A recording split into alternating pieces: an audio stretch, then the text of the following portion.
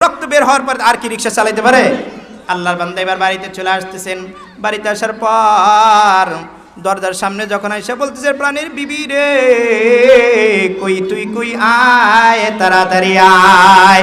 স্ত্রী এবার স্বামীকে দেখার পরে ডাক দিলে, প্রাণের স্বামী, অনেকক্ষণ পরে তোমারে দেখলাম, তোমার জন্য আমার দিল উতলা হয়ে হয়েছে, আমি একটা কথা বলতে চাই, আই লাভ ইউ।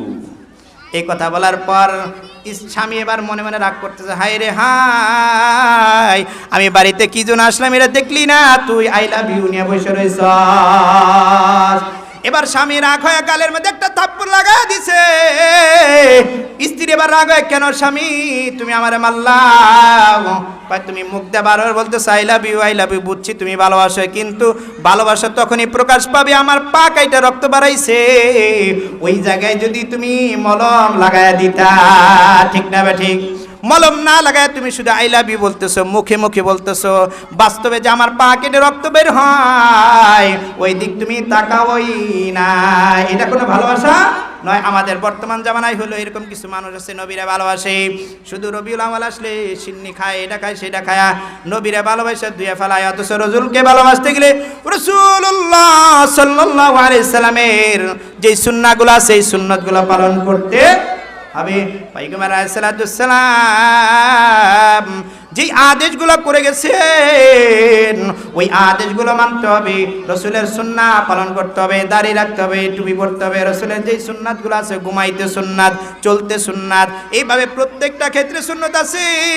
মসজিদে ঢুকবো, মসজিদের মধ্যেও সুন্নাত আছে, বের হওয়ার সুন্নাত আছে, বিছনায় যে ঘুমাইতে যাইব ওই জায়গায়ও রসুলের সুন্নাহ আছে, রাস্তার মধ্যে চলবো, রাস্তার মধ্যে রাসূলুল্লাহ সাল্লাল্লাহু আলাইহি ওয়াসাল্লামের সুন্নাত আছে না নাই? খাবার সুন্নত আছে না নাই? প্রত্যেকটা জায়গায় সুন্নত আছে।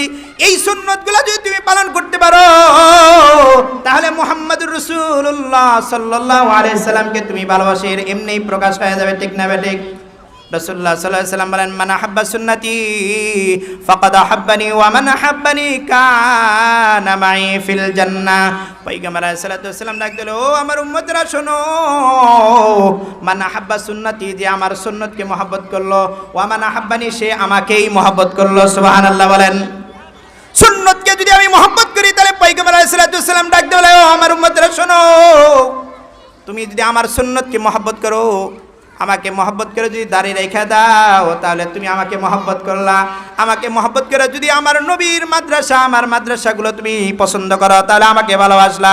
আল কারিম নুরানি ক্যাডেট মাদ্রাসা যারা পছন্দ করবে তারা নবী